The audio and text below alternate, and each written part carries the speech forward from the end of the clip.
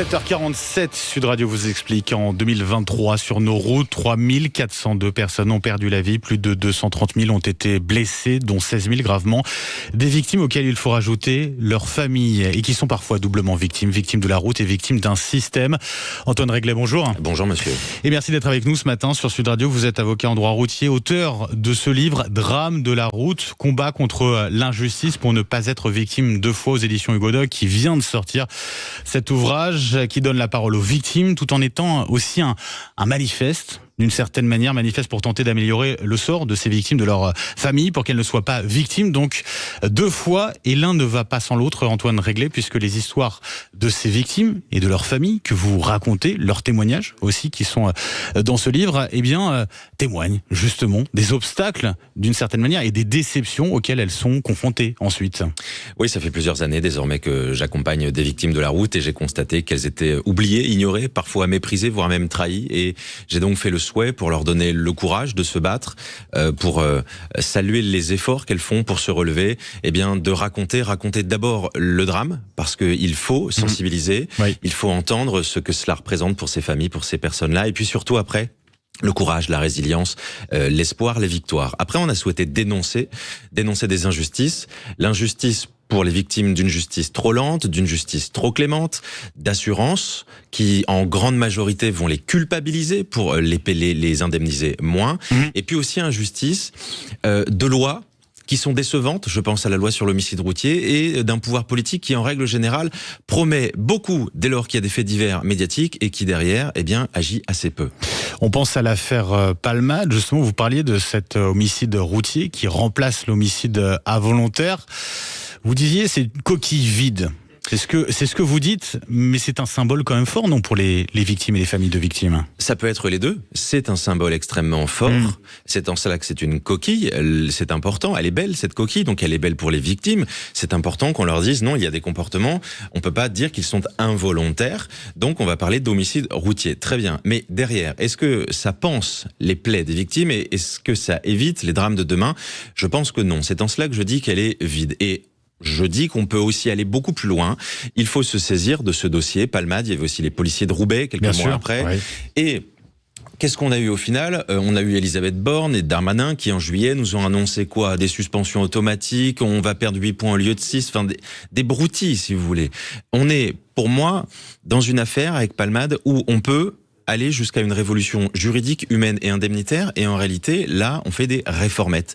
Donc, j'appelle le pouvoir, les citoyens, à commencer avec ce livre, qui est, vous l'avez dit, un manifeste, et le mot est terriblement bien choisi, à s'emparer de ce livre pour aller faire pression sur leurs députés pour que on arrête la politique de la communication et des réformettes pour aller à une politique de la considération et la révolution.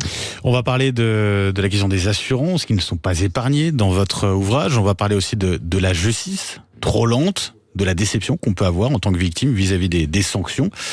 J'aimerais qu'on parle aussi de la question de l'accompagnement de ces victimes, puisque vous le pointez du doigt aussi dans votre ouvrage, ce sont des victimes qui ne sont pas ou très peu accompagnées finalement dans cette épreuve-là. Oui, l'accompagnement psychologique est inexistant. Alors bien évidemment, il y a les associations, il y a les avocats, tous les professionnels. Mais lorsque vous apprenez que vous allez perdre vos jambes, que vous avez perdu votre gamin, que vous êtes à l'hôpital, que le médecin choisit pas forcément les bons mots ou que le policier qui est venu les a pas nécessairement mieux choisis, vous n'avez personne. Il n'y a pas de cellule psychologique, il n'y a pas de psychologue qui descend du 5e étage, qui est de permanence pour vous soutenir. Et puis quand vous rentrez chez vous, que vous annoncez aux enfants que leur père est mort, c'est le cas de Sophie, vous êtes seul devant la mort, vous êtes seul devant la détresse, et personne, si vous n'avez pas suffisamment d'argent, ne vous paye des séances de psy. Moi, je souhaite, ça coûte pas grand-chose, que l'on accompagne, nous, Solidarité Nationale, ces familles pendant 1 année ou 2 années en leur payant des séances de psy. Sophie, qui est justement l'un des témoignages nombreux qu'on retrouve dans votre livre. On revient dans un instant, dans un tout petit instant, Antoine Réglet, pour parler de ce livre, Drame de la route, combat contre l'injustice. On va parler justement des assurances dans un instant, tout de suite. Le Grand Matin Sud Radio, 7h, 8h30, Benjamin Glaise. 7h56 sur Sud Radio, on a encore quelques minutes avec vous, Maître Antoine Réglet. Drame de la route, combat contre l'injustice, c'est votre ouvrage qui vient de sortir.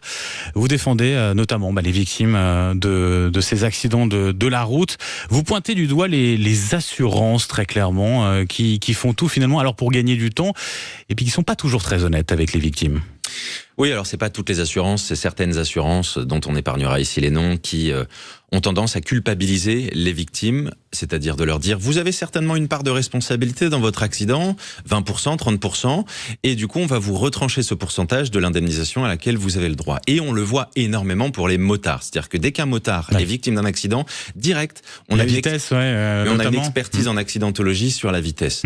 Donc aujourd'hui la loi Badinter nous permet malgré tout de protéger ces victimes en disant c'est à l'assurance 1985 de dire aux victimes c'est à l'assurance de démontrer que la victime a commis une faute et que cette faute est en lien direct avec le dommage. Le problème, c'est que de plus en plus, il est compliqué pour les victimes de se défendre si elles sont seules. Comment répondre à des conclusions d'avocats adverses qui vont dire vous avez 20% de responsabilité. Comment elles se défendent? Eh ben, elles ont aussi besoin d'avocats, comme beaucoup, comme moi. Moi, j'ai la double casquette, c'est-à-dire je défends aussi des auteurs et ça me permet, c'est un avantage extraordinaire pour les victimes, ça me permet quand on les accuse finalement d'avoir commis des fautes, moi, de démonter ces fautes-là pour qu'elles soient mieux indemnisées. Donc oui, il faut que les entreprises d'assurance arrêtent de culpabiliser les victimes. Mieux indemniser puis les harmoniser, c'est quand même incroyable parce qu'on a un barème d'indemnisation préjudice corporel. En gros, on dit finalement perdre un bras ça coûte tant, voilà, une jambe c'est tant. Et alors ça dépend des régions. C'est pas harmonisé, quoi. Il n'y a pas un barème. C'est-à-dire qu'il y a un bras qui coûte plus cher, par exemple, dans une région que dans une autre, quoi, pour parler crûment. Est-ce que c'est parce qu'il est plus bronzé qu'un autre? Je sais pas. Toujours est-il que il n'y a pas un barème. Il y a des fourchettes. D'accord. Voilà, c'est une nomenclature d'Antillac. On vient dire un bras ça coûte. Non, on peut pas parler comme cela en réalité. C'est-à-dire que quand vous êtes travailleur manuel, votre main, oui, elle coûte plus que celui qui va travailler plus avec sa tête. Vous pouvez être pianiste et perdre un petit doigt, ça vous ruine votre vie, alors que si vous êtes journaliste, ça vous la ruine moins. Donc en réalité, oui, il n'y a pas d'harmonie, mais en réalité, ce qu'il faut dire, c'est que aucune situation ne ressemble à une autre.